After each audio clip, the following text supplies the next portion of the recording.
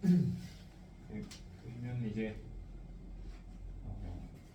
여기 여기 보시나요, 제이크? 네.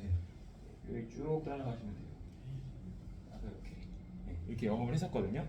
근데 이제 여러분들하고 저랑 특별한 이제 뭔가 능력이 있어서 어떤 사람이 저 능력이 있어서 일을 잘하고 못하고가 아니고 사실은 조금 간절함이 좀 컸어요. 그래서 이제 여러분들이 이제 일을 저희 시작하는 단계시니까 내가 이 일을 통해서 과연 고객분들을 만나서 계약을 할 때 고객들은 왜 나한테 계약을 해줘야 되는지에 대해서 한 번쯤 생각해 보시고 내가 왜 성공을 해야 하는지에 대한 또 한번 좀 정리도 한번 해보시고 그런 좀 간절한 마음을 한 번 더 이렇게 새내기고 난 다음에 일을 처음에 시작하시면 너무 좋을 것 같아요. 진짜로. 여러분 아마 다 아시겠지만 내가 뭔가를 딱 계약을 해야겠다라고 결정할 때 어떤 뇌가 움직이나요? 우뇌가 움직일까요? 자뇌가 움직일까요? 우네. 네, 우뇌가 움직이죠. 우뇌는 뭘 담당하는 곳일까요? 이성적. 네, 이성을 담당하는 곳입니다. 이성. 아, 이성이 아니에요. 감정이에요. 감정. 감정. 네, 영상보다가 헷갈려가지고 감성이에요. 감성. 내가 계약을 해야겠다라고 딱 결정을 할 때 우뇌는 감성에서 내가 이 사람이 좋고 이 사람이 신뢰가 가니까 하는 거예요. 사실 상품적인 메리트는 크게 차이 나지 않습니다. 물론 이제 우리는 그걸 극대화시켜서 고객분들한테 설명을 하겠지만 본질적인 건 고객이 내 앞에 있는 이 FC가 또는 내 친구가 아는 내 형이 또는 내 동생이 이렇게 나한테 와서 이런 얘기를 하고 이 시간까지 열정적으로 나한테 이야기하는 그 모습에 사실 반하는 겁니다. 거의 대부분이. 그래서 그런 부분들에 있어서 한번 내가 왜 이렇게 열심히 살아야 되고 내가 아침부터 일찍 나와서 저녁 늦게까지 일도 하고 또 주말까지 시간 내서 막 일도 하고 하는 내 모습이 왜 이렇게 내가 간절하게 열심히 살아야 되는지 그런 걸 한번 좀 정리해 보시면 좋을 것 같습니다. 아시겠죠? 네. 그래서 어쨌든 이렇게 일을 했는데 PPT가 의미가 없네. 이게 안 되네. 네, 떼어놓고. 네, 저는 진짜 일만 생각했어요. 원래 이제 다음 PPT장이 뭐냐면 그 내 머릿속에 내 구조에 하루에 이제 어떤 생각들을 하는지에 대해서 이제 모아놓은 건데 실제로 저는 이제 일만 정말 많이 생각을 했거든요. 그래서 소득적인 부분, 또 W에 대한 부분, 또 도입에 대한 부분, 또 고객 관리는 어떻게 하지? 소개는 어떻게 받지? 내가 만약에 지인 시장이 끝나고 나면 다른 시장은 어떻게 또 준비하지? 등등등 이런 전반적인 계획들밖에 제 머릿속에 없었어요. 고객분들 만나서 내가 다른 FC들과 다르게 조금 이렇게 해서 계약을 많이 받을 수 있는 방법도 뭐가 있을까? 왜 저 FC님은 왜 이렇게 일을 잘하시지? 저분은 나랑 뭐가 다르지? 왜 저 부지점장님은 어떤 장점이 있길래 부지점장이 됐을까? 내가 볼 때 족밥 같은데. 내가 볼 때 족밥 같은데. 선생님 제가 어떻게 부지점장이 됐지?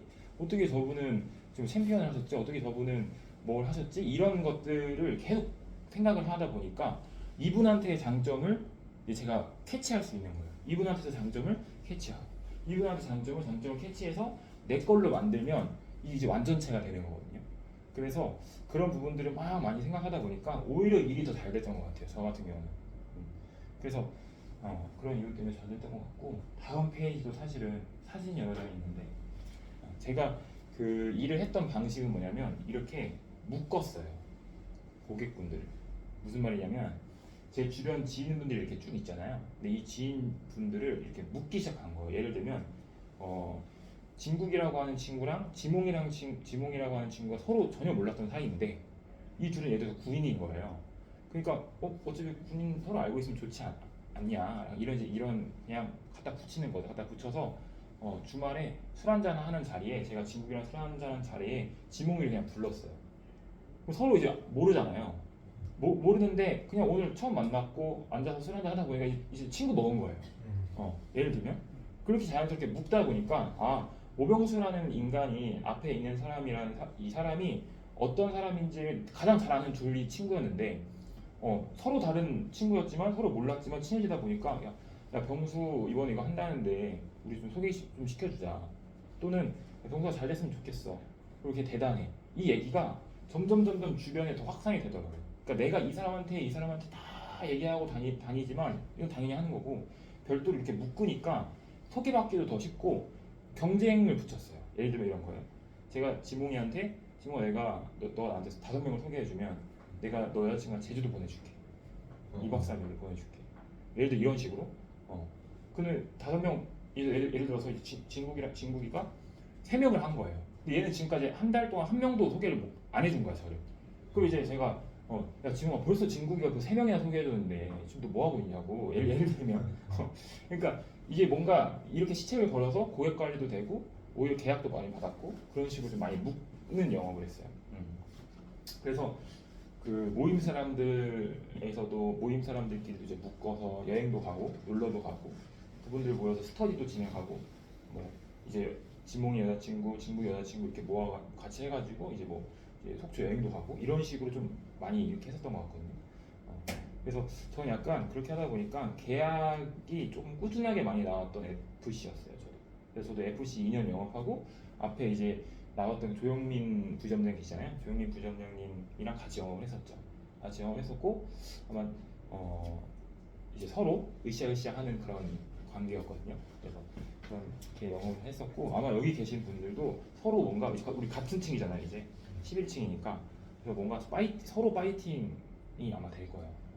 그래서 딱 회사 들어왔는데 자석판 보니까 벌써 3개 붙였네. 이게 한국에 앉아있다가 이제 막 열받는 거야. 뭐하지 지금 나가야 되는데 나가게 되고 뭔가 그런 식으로 더 뭔가 하게 되더라고요. 그래서 동기분들이랑 참 좋은 거고요. 오늘 처음 보신 건가요? 네. 오타 때 아니 오타래 신한 L타워에서는 서로 본 적 없어요? 된거 같기도. 존재는 알고 있었는데 존재는 그래. 제 앞주셔가지고 그러시구나. 네 그렇군요. 그러면 교육을 진행해야 되는데 큰일 났다 이거 하면 그냥 일단 설명을 제가 좀 드릴게요. 빼버려야겠네. 그 오늘 이제 교육이 그거잖아요. 주식 부동산 EPL 통해 종신보험 세일자에게 주식에 대해서 좀 이야기를 한번 해볼까 합니다. 영상이 녹화되고 있어서 좀 무서운데 원래는 이제 비공개 좀 얘기도 하고 하는데 모든 걸 다 말씀드릴 수는 없을 것 같고 일단은 좀 주식에 대한 한번 정의를 한번 좀 내려볼게요. 주식 잘 보이시나요? 화면? 네. 우리 아까 FC님께서 주식을 또 하고 계시고 비트코인도 하고 계시고 하시니까 제가 한번 여쭤보겠습니다. 주식이라고 하면 뭐죠? 주식의 정의가 뭐예요? 삼성전자 사는 거 말고 SK하이닉스 사는 거 말고 고객이 이런 거죠. 우리 FC님한테 성함이 어떻게 되세요? 송현님. 네. 지금 나이가 어떻게 되시나요? 31. 더 동갑이네요. 저도 31입니다. 그럼 이제 고객이 이제 물어보는 거예요. 송현아, 주식이 뭐야? 라고 하면 우리 송현이 뭐라고 말씀하실 거예요? 그냥 회사가 발행한 채권 사는 거다. 맞아요. 이제 맞는데 약간 여기서 우리가 이제 FC니까 조금 이 친구가 그냥 알고 있는 내용을 우리가 얘기해 버리면 그 기대감이 사실 줄어들잖아요. 그래서 저도 어떤 걸 좀 이렇게 그 살을 붙였냐면 굉장히 간단해요. 주식이라고 하는 걸 얘기하기 전에 주식은 어디서부터 유래했는지가 난 중요하다고 생각한다. 우리가 자본주의 시대니까. 그러면 이제 두 가지가 있는데 돈을 버는 방식이 근로소득자로서 돈을 버는 게 있고 흔히 우리가 알고 있는 직장인들 그리고 두 번째는 개인 사업자가 있죠. 개인 사업자. 그러면 주식은 어디서부터 시작이 된 걸까요? 당연히 개인 사업자부터 시작되겠죠. 그렇죠. 그러면 이 개인 사업자가 한 5억 정도 매출이 생기면 구세청에서는 어떻게 정의를 할까요? 이 용어가 바뀌어요. 개인 사업자가 아니라 어떻게 바뀔까요? 자산가? 비슷해요. 비슷한데 네. 성실 신고 납세 의무자로 바뀝니다. 이게 무슨 말일까요? 성실하게 네가 알아서 신고하고 세금 잘 내. 이긴 거잖아요. 그죠? 그럼 5억 이상 정도 되는 사람들 왜 이렇게 하냐? 이분들은 이제 현금으로도 사실 돈도 많이 받고 하니까 그거에 대한 세금까지 매길 수가 없는 거예요. 그러니까 어떻게 하는 거예요? 네가 알아서 신고해. 대신에 네가 알아서 신고하는데 제대로 신고 못하다 나중에 걸리면 그 이상의 세금 낼 줄 알아야 협박이에요 사실. 그래서 가산세라는 게 실제로 존재하거든요. 그럼 내가 만약에 실수해서 신고를 했는데 내가 실수한 거예요. 신고한 내용을. 그러면 구세청이 바로 확인해서 알려줄까요? 5년 뒤에 알려줍니다. 왜 그럴까요? 5년 뒤부터 가산세가 매겨지거든. 그래서 세금대로 이제 맞는 거예요. 계속. 어쨌든 이렇게 이제 명칭이 바뀝니다. 그러면 이 성실신고 납세 의무자가 연매출이 한 20억 정도 되면 어떻게 할까요? 연매출 20억 정도 되면 이제 개인 사업자로서 세금을 내는 것보다 법인으로 전환을 해서 세금을 내면 유리하게 되는 거예요. 그게 우리가 내는 게 뭐예요? 법인세. 네. 그래서 실제로 매출이 올라가면 올라갈수록 개인 사업자 일반 세금보다 법인세가 훨씬 더 유리합니다. 그래서 그때부터 우리가 알고 있는 뭐예요? 주식회사 상호명 이렇게 붙는 거예요. 그럼 이제부터 법인을 설립을 하면 이제 뭘 하냐면 정관이라는 걸 작성을 하게 됩니다. 정관을 작성하게 되는데 그 정관에는 뭐 상호명, 대표 이름부터 시작해서 이 회사에 뭐 어떻게 되어 있고 이래서 뭐 법 규칙 1, 2, 3 정확히 내려가요. 그 과정에 이제 뭐가 있냐면 뭐 지분 구조도 있고요. 지분 구조도 있고 해요. 그럼 예를 들어서 예를 들어볼까요? 예를 들어서 지몽이라는 회사예요. 이름이 실제 있는 것 같은데. 주지몽? 그러니까 지몽이라는 회사가 있다고 칩시다. 이 회사는 이제 예를 들어서 뭐 프랜차이즈 사업을 하는 쪽이에요. 예를 들어서 뭐 요식업 쪽이다 가정을 하고, 그럼 지몽이라는 이 회사가 이제 딱 법인으로 전환했어요. 그러면 지몽이라고 하는 회사가 법인으로 전환했을 때 혹시 송원님께서 맞으시죠? 송현님께서 죄송합니다. 송현님께서 알 수 있을까요? 전혀 모르는 사람들이니까 당연히 모르겠죠. 그럼 우리 이제 이걸 뭐라 그래요? 기업 비공개라고 합니다. 기업 비공개. 공개하지 않았다. 내가 이 법인으로 전환하는 거에 있어서 다른 사람들이 알 수 없으니까. 쉽게 얘기해서. 그런데 이 지몽이라는 회사가 이제 내가 더 키우고 싶은 거예요. 그러니까 이제 어떻게 해요? 반대말로 공개를 합니다. 기업 공개. 그 영어로 뭐라 그래요? IPO라고 하는 거예요. 네, 무슨 말인지 되시죠? IPO를 하면 이제 뭘 하는 거예요? 주식시장에 상장을 하거나, 코스피는 이거 안 적어도 돼요. 그냥 이런 게 있구나. 코스피는 뭐라고 하냐? 상장회사라고 해요. 그래서 주식하는 분들 중에 그냥 이런 질문만 해도 돼요. 코스피는 이렇게 주식 상장회사라고 다 표현을 한단 말이에요. 이 사람들은 뭐예요? 기본적으로 기업 공개인데, 그렇게 그러니까 주식을 하는 사람들한테 이제 우리가 AP를 던지는 거죠. 이 사람이 주식 수준이 어느 정도 되는지는 그냥 이거 하나로 파악이 가능해요. 코스피는 뭐라고 표현해요? 상장이라고 표현합니다. 코스닥은 뭐라고 표현할까요? 등록이라고 표현해요. 등록.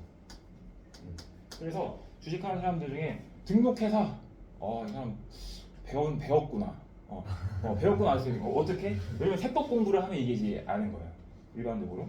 그래서 등록이라고 표현하고요. 코스피는 상장이라고 표현합니다. 근데 우리가 만난 대부분의 고객분들은 어떻게 표현해요? 다 주식을 상장회사라고 표현하죠.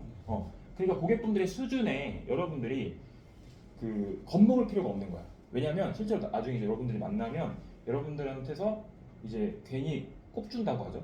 꼽주려고 툭툭 던져요. 나 뭐 주식 이번에 해가지고 뭐 수익 200% 났어, 뭐 100% 났어.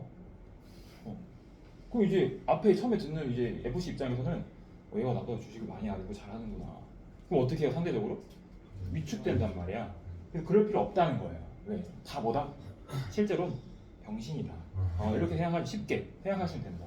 그래서 이렇게 구분을 하시면 돼요. 코스피는 상장, 코스닥은 등록. 자, 그럼 다시 돌아와서 이렇게 기업 공개를 하고 IPO로 해서 막 공모주 청약도 하고 했어요.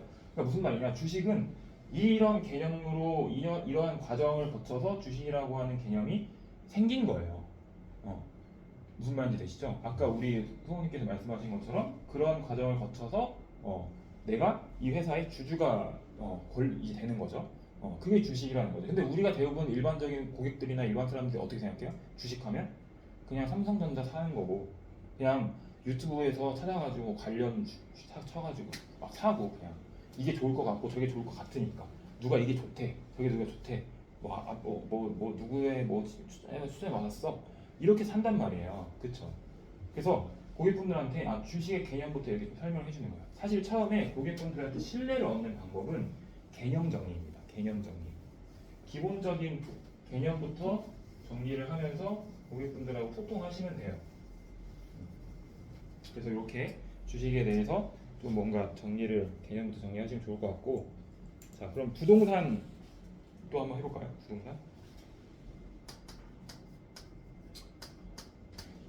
부동산은 이 뭘까요? 부동산이 뭔가요?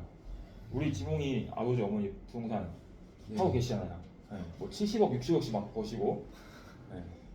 부동산이 네. 부동산이 뭡니까? 고객이 물어봤어요. 지붕아, 부동산이 근데 뭐야? 부동산 맞습니다. 움직이지 않는 자산.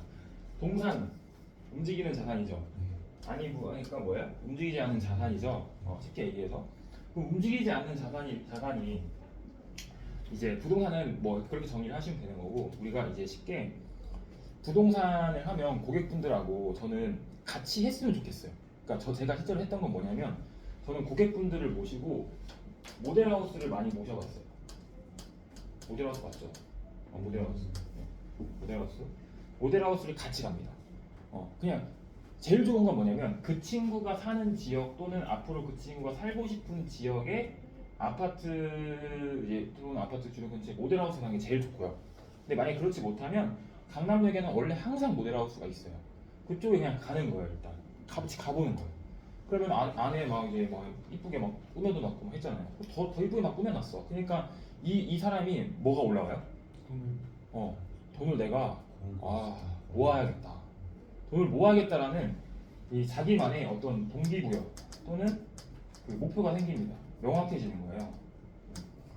자기는 그래도 난 좀 괜찮은 사람인 줄 알았어. 월급 300 벌고 350 벌고 또 250 벌었는데 내가 이 중에서 적어도 200만 원, 막 150 또는 막 300만 원 이렇게 저축을 하니까 나는 내가 스스로 괜찮을 줄 알았는데, 실제로 가서 부동산을 봤더니 10억인 거야. 그러면은 생각을 해보자고. 250만 원 버는 사람이 나이가 30이야. 예를 들어서. 그러면은 얼마를 저축할까요? 현실적으로 지금 100 정도, 그죠? 사실 200 저축하시는 것도 계시는 쉽지 않습니다. 이분을 찾기. 그럼 100만 원 정도 저축한다고 가정했을 때 실제 냈을 수 있는 150이죠. 그러면 100만 원씩 1년 저축해봤자 얼마예요? 1200. 10년이면 1억 2천. 200을 저축한다고 해도 이 사람이 2억 4천이죠. 그러면 이 말은 무슨 말이냐면, 어떠한 이벤트도 생기지 않고 돈을 모았을 때 가정이에요. 결혼도 하지 않았고요. 심지어 차도 바꾸지 않았고요. 심지어 차가 없는 사람이면 차를 사지도 않았고요. 어떠한 이벤트도 생기지 않고 이 돈을 순수하게 모았을 때 이 2억 4천, 1억 2천이라는 돈이 생깁니다. 근데 실제로 지금 아파트 평균값이 얼마예요? 네, 맞습니다. 서울 평균값 아파트는 우리 그 6억 5억 이렇게 되고요. 지금 기준으로 대부분의 우리가 괜찮다고 생각하는 아파트들이 17억, 16억. 여기 우리 바로 앞에 아파트 엘스, 트리지움, 뭐 리센치 있죠. 여기도 얼마일까요? 30평짜리 아파트 기준으로 20억 정도 합니다. 원래 28억까지 갔었어요. 최근에 갔다가 20억으로 떨어진 거예요. 그러니까 어느 정도 우리가 괜찮다고 생각하는 지역에 아파트를 살려면 적어도 내 수중에 대출 껴서 산다 하더라도 3억 정도는 있어야 돼요. 지금 현재 기준으로 보통 보면.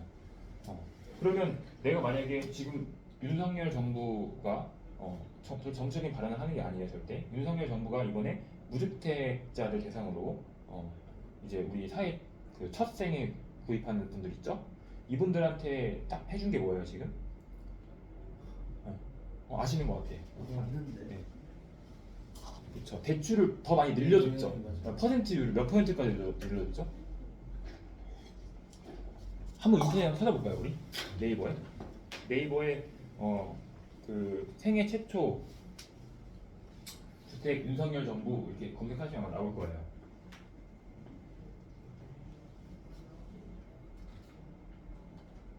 저도 헷갈려서 여쭤보는 거예요. 80%인지 90%인지 헷갈려서. 80%가 거야? 네. 그렇죠. 네. 80%가 맞는 것 같아요. 80% 정도의 대출까지 확대를 시켜줬습니다.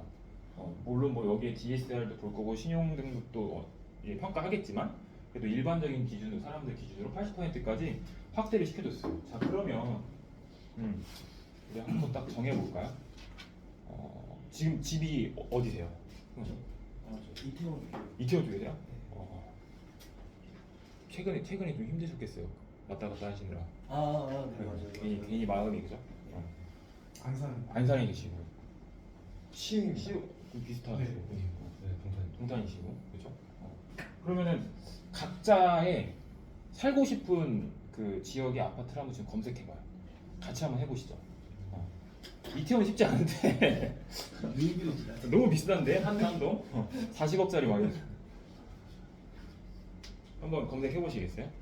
거기 이제 내가 살고 싶은 아파트 현실적인 거 말고 여러분들이 좀 이상적인 것도 고려하시고 그리고 좀 현실적인 것도 고려하셔서 얼마 나와요? 65. 65억이에요? 어디에요 거기? 거기 빌리지 거긴가요? 네. 더힐? 헤렌하우스라고. 헤렌하우스? 65. 와 65억 진짜 쉽지 않다. 내가 그 장기를 다 팔아도 60억을 만들 수 있을까? 그런 생각을 할 수밖에 없죠, 그죠? 6억 정도. 6억 나오시나요? 네. 6억 정도 나오시고 또 11억. 11억 나오고 동탄 11억, 시흥 100억, 100억도 한 10억 넘는 되는데 10억 정도 되는데 그러면 대략 10억을 잡을까요? 10억을 정도를 잡고 내가 만약에 돈을 모은다고 했을 때 80% 대출 나온다. 그럼 얼마예요? 8억. 8억 정도를 이제 받게 되는 거죠. 그러면 내 수중에 2억 정도가 있으면 되는 거죠. 그죠? 근데 이제 여유롭게 2, 3억 정도로 가정을 하고 수중에 2, 3억 정도의 돈이 있고 취득세도 내야 되고 막 이러니까 등등 이런 것까지 포함해서 8억 정도 대출을 이제 받은 거예요. 그러면 지금 주택담보대출이 몇 프로죠? 주택담보대출? 대출 이자가? 아니야 8% 나와요. 8% 실제로 뭐 6.5%까지 하락했는데 지금 요 사이거든요 실제로. 그러면 한 우리 8%라고 잡고 계산해봤을 때 8억에 10%면 얼마예요? 8천. 그럼 8%면 대략 6천 정도 되겠네요, 그죠? 그럼 1년에 6천만 원 이자를 내야 돼요, 그죠? 내가 2, 3억이 있어도 10억짜리 아파트 들어가려면 결국에는 1년에 6천만 원이라는 이자를 내야 된다는 거죠. 이게 지금 맥시멈이니까. 그러면 5%까지 떨어진다고 가정하고 5%짜리라고 생각해 봅시다. 5%면 얼마예요? 4천이죠. 그럼 결국에는 4천에서 6천만 원 정도의 1년 연이자니까 연이자를 내야 되는데 그럼 내가 한 달에 나간 이자가 얼마예요? 300에서 그죠? 300, 한 360 정도 그죠? 한 360 정도에서 500만 원이라고 하는 게 이자로만 나갑니다. 이자로만. 그죠? 그럼 내 월급이 얼마가 돼야지 나는 10억짜리 아파트에 내 돈 2, 3억 껴가지고 대출 80% 내가지고 들어갈 수 있냐는 거예요. 쉽지 않다는 거예요. 그러면 이 80% 정부에서 대출해주는 제도가 좋은 거예요, 나쁜 거예요? 좋은 건데 서울 경기도권의 일반적인 사람이 80% 10억짜리 아파트를 들어갈 수가 없다는 거죠. 그럼 무슨 말이냐? 이 말은 5억짜리 미만 아파트를 대상으로 우리가 활용할 수 있다는 거예요. 쉽게 얘기해서. 왜냐? 내가 2억에서 3억 정도만 모으면 내가 실제로 얘기해서 지금 5억에 80%면 얼마 대출이 가능한 거예요? 그래도 3억이 가능한 거죠. 아니죠. 4억이죠. 4억이 가능한 거잖아요. 그러면 4억 정도만 대출을 받고 내가 자금이 진짜 한 2억, 2, 3억도 말고 그냥 1억만 있다고 가정을 하면 1억에 8%는 얼마죠? 10%일 때 그냥 800만 원 맞죠? 그럼 1년에 800 5%면요? 500 맞나요? 1억이에요? 아니요 4억에 4억에 5%? 2억 600. 2천. 2천이죠? 2천에서 8%면 3,200. 3,200. 요 정도 된다는 거예요. 그러면은 중간치 잡고 2천에서 3,200 적은 2,600 정도의 이자를 1년 동안 평균적으로 낸다는 거죠. 그러면 2,600만 원이면은 내가 한 달에 얼마씩 내는 거예요? 200 좀 200씩. 네, 그렇죠. 요건 좀 할만한 것 같은데? 결혼한다고 가정하고 결혼한다고 가정하고 혼자 하는 게 아니라 혼자 하는 게 아니라 일반 직장인 기준으로 결혼한다고 가정하고 두 부부가 일한다라고 가정하고 또 그 가정에서 5억짜리 아파트는 진짜 영끌해서 내가 할 수 있겠다 이 이제 사이즈가 나오는 거죠. 자, 그러면 어쨌든 간에 자, 우리가 영끌하는 방법을 제가 지금 말씀드린 거고 두 번째는 주택 청약이 당첨되는 경우도 있을 거 아니에요. 그렇죠. 청약이 당첨이 됐을 경우가 있을 텐데 보통 지금 청약 경기도권 이게 분양가가 기준이 얼마일까요? 보통 얼마 정도 나올까요? 기준 분양가가 4, 5억 맞아요. 근데 이제 그거는 이제 2020년도 기준이고 지금 실제로 한 3억 5천 정도 나옵니다. 3억 5천 정도. 그러면 이제 이 분양을 3억 5천 원 정도 하면 이 중에 이제 80% 대출이 가능한 거야. 근데 우리가 아까 가정했을 때는 5억을 기준으로 했었잖아요. 처음에 가정했을 때는 10억을 기준으로 했고 이렇게 고객과도 하나씩 떨어뜨리는 거예요. 얘기할 때 기준치를. 왜냐면 너무 이상적으로 잡아버리면 고객이 이거 진짜 자기가 돈을 모으라는 거야 뒤지라는 거야 이렇게 생각한단 말이에요. 의미가 없단 말이에요. 그러니까 내려오면서 이제 얘기해 주는 거야. 그럼 실제로 우리가 생각해보자. 어차피 우리 청약을 활용을 해야 되니까 그럼 3억 5천만 원 정도의 분양가를 네가 당첨이 됐다 가정을 하고 3억 5천 정도의 70%에서 80% 정도 대출을 받는데 야 80% 너무 세다 빼고 70% 대출 받는다 치자. 그냥 받는다고 치자. 그러면 얼마 정도 대출이 가능한 거죠? 3억 5천이면? 2억 3천인데? 그쵸. 대략 한 2억 4천 정도 되는 거죠. 2억 4천 정도가 대출이 가능하고 나는 얼마만 돈 있으면 돼요? 1억 1천. 그쵸. 1억 1천만 있으면 되는 거예요. 그죠? 자, 근데 청약에 당첨이 되면 몇 프로의 계약금이 필요하죠? 처음에? 10%. 네, 10%의 계약금이 필요합니다. 그럼 얼마냐? 3,500이라는 자금만 일단 있으면 청약에 당첨됐을 때 들어갈 수 있다 없다? 있다는 거예요. 그리고 난 다음에 어떤 과정을 거칠까요? 대출 어떻게 할까요? 대출. 맞아요. 맞는데 일단 그 과정이 생략된 것들이 있어요. 뭐가 있냐면 내가 만약에 청약에 당첨이 돼서 10% 계약금을 이제 넣잖아요. 그럼 이제 중도금을 처리를 해야 됩니다. 중도금 처리는 어떻게 하냐면 6번을 걸쳐서 중도금을 처리를 해요. 실제로. 자, 이걸 어떻게 하냐? 은행에서 빌려줘요.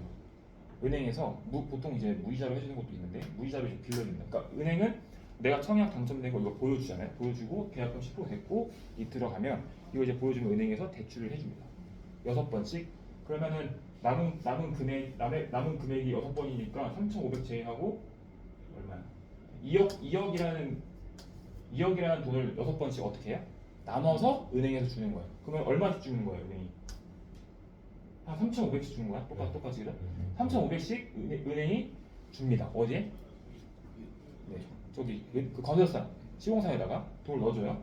그러면 6번 정도의 이제 중도금이 처리하고 나면 이제 건물 올라서고 막 이제 건물 들어오고 이거 할 거 아니에요? 그럼 그때 이제 집으로서의 이제 인정을 받게 돼요. 그럼 그때 은행 가서 어떻게 하는 거야? 주택담보대출을 받아서 중도금을 상환을 하는 겁니다. 그리고 남아있는 잔금을 처리하는 거예요. 이게 주택청약이 당첨됐을 때 진행되는 과정이에요. 그러면 어쨌든 간에 우리가 만나는 고객님은 적어도 몇 %의 자금은 필요한 거예요. 최소 일단 10%. 10%의 자금은 무조건 필요한 거예요. 그럼 3,500만 원을 모으기 위한 컨셉으로 고객분한테 이야기를 할 수 있는 겁니다. 무슨 말인지 되시죠? 여기 조금 더 좁혀서 뭐 플러스 알파에서 막 4천 모으자, 4천 모으는 컨셉으로 이런 식으로. 그래서 의미를 이제 부여해줘야 되는데 그거를 하는 방식을 저는 이제 같이 모델하우스를 데리고 간 거예요.